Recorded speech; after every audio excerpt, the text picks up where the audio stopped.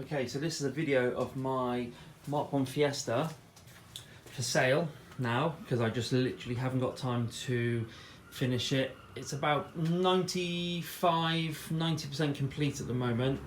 Yeah, it's got the 1700 Puma engine in with Puma mounts that have been cut out and welded in from a Puma. Custom header tank. It's got a Puma Ford Racing Puma manifold on with the rack down here that had to be, the block it sits on had to be cut and flushed back, so the clearance, it had enough clearance to clear it. I don't know if you can see that down there. So that's been done there. Servo assisted now, because obviously it was non-servo being the 1 litre.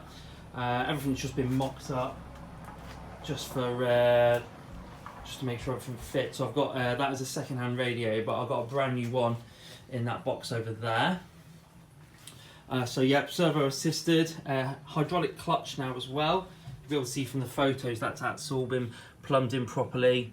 Going to the pedals, going to the pedal box there, using all the original Puma kit, which I put in. Again, Puma engine mount, which has been cut and welded into the leg. 5-speed, which again the notch has been cut out in the chassis rail, not excessively like a lot of people do. There's the front. Underneath, it's been spaced out like so, which not a lot of people do. They do bend the arms, which I wasn't a massive fan on. Let's move around to the side. No hubs on it at the moment. As you can see, there's the gearbox. Got brand new drive shaft oil seals as well, and a custom cut drive shaft to fit. So here's the inside. Looks messy, but it really isn't. It just looks mad. The engine does turn over. I've not had it fired up yet, because obviously I've not had the fuel pump connected, which is a standard Puma pump that I've had welded on top of the existing original fuel tank, so all the sender unit and everything is the same, so all the dials work. As you can see, the ins and outs there for the tank. It's very dusty inside. Like I said, it's been sat for a good 1.5 years really without me doing anything. I'll go around to the pedals in a minute.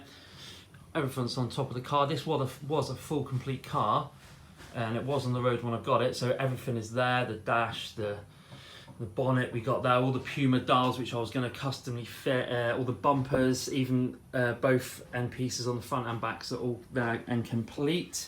Obviously the neck's not in there, but I do have that obviously. Now these bits I did replace. I'm no body expert, but I did cut them because they're all rusty underneath like a lot of them do. So again, I was just going to make this into a bit of a track slag, to be honest, so I'm not going to win points for that, but I think it looks fine from a distance. Doesn't look too bad. That's on both sides as well. Battery relocated to the boot. Nice fat cable taking it along. Just again, grounds there just to get me out of trouble, to make sure everything worked, which it was. All the rear lights were working. I've got rid of the rear brake light there, which you can see I snipped, but I do have it somewhere. Yeah, there we go, just down there. Again, sender and pump from the Puma, which will just literally drop straight in. I've got everything you need. There's the 7 dials. They're worth a couple quid these days. Got the cut sleeve drive shaft there, hubs, spare hubs, loads of grommets, springs, original springs, cut springs, center dashes, so everything. There's the hubs. Trims, the front there, obviously doors, both doors. What else have we got here? The brand new radiator. All the pedals, like I said, have been cut to fit. So obviously you've got the existing throttle pedal, which works absolutely spot on, and the other pedals have been cut to fit to take the hydraulic clutch, and then a brace, because obviously the steering wheel had to just get moved slightly when it all got turned over. There's the creation in there, so it needed welding, a little bit of welding to the floor like it needed, just a grommet there that's needed, a bit of welding there.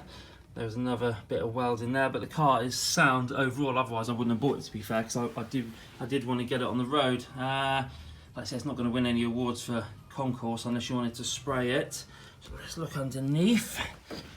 Okay, so everything's under there. Let's take the 4-branch racing Puma. Oh, what I've also done is had that brace welded in there for the dog bone mount for the gearbox. I don't know if you can see that under there, but that's where that dog bone goes in, because I've got rid of the cradle.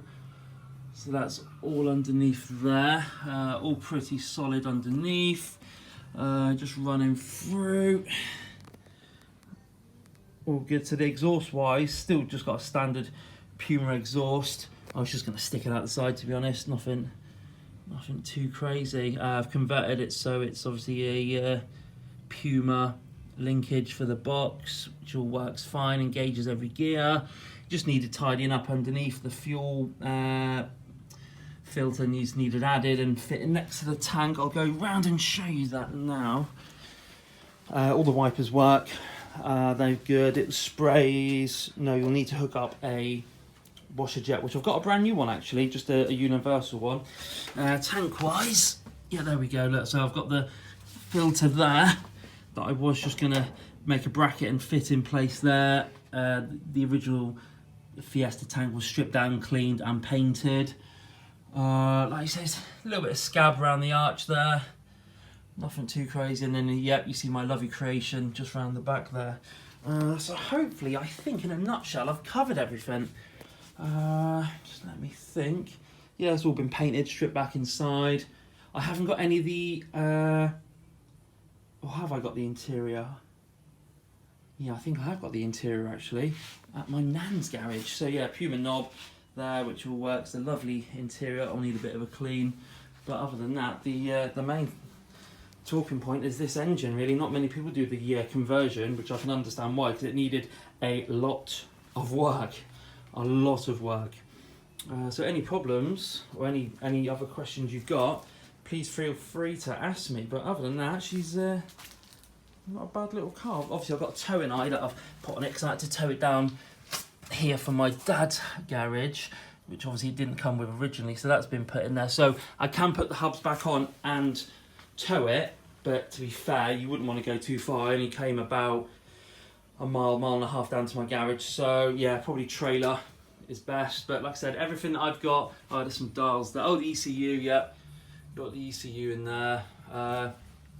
Yes, so centre caps for the Brooklyn wheels that I've got up at my nan's garage. There's the original dials there actually. So yeah, they're going to be with the sale as well. I think, oh man, I can't remember. Are they 14 inch? It's been so long since I've dabbled my mind into this. I think they're 14 by 8. They're fat, and they obviously come out to, you know, yay here. This is when the arches come out. But yeah, they're included. Like I say, got full caps with them, so they're all good. Other than that, it's a good, solid little car. So yeah, any questions, let me know. Thank you.